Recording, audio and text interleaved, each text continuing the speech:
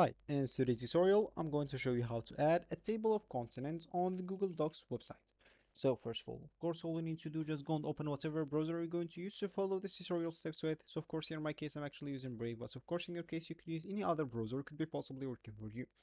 Once you do that, you will find yourself here, go to the URL section, type Google Docs, hit the enter button, that should take you here. From here, make sure to click at the first link and make sure to avoid any advertisement links. And now you will find yourself here. And from here, you'll be able to click at sign in option at the top right corner to log in into your account if you have one. But if you don't have an account, you'll have to click at sign up for free to create your account. And once you did one of those options, you'll find yourself here with this home page or this main screen.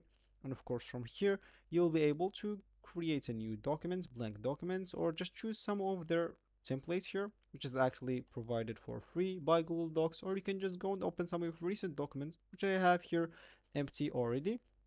So let's just start with that.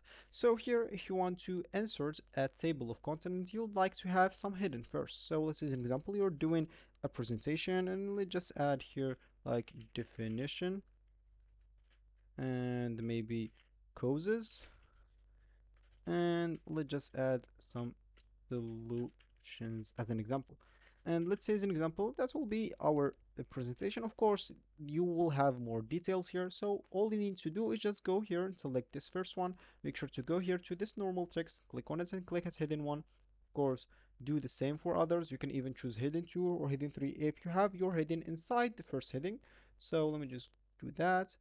And this is hidden as well. Okay, I selected them both. So here, just what I'm going to do is just click here and insert. Now I'm going to go at the bottom, table of contents. Make sure to select the first one and select the second one if you have some links, but normally you'll have to select the first one. And of course, this will be your table of contents. Now, if you made any changes here, of course, the definition, you will change it, or the causes, you will change it with like just the cause as an example. All you need to do, go to your table and make sure to refresh it, and it will be changed as well. So this will be actually for this tutorial. I hope you like it. Thank you guys for watching, and goodbye.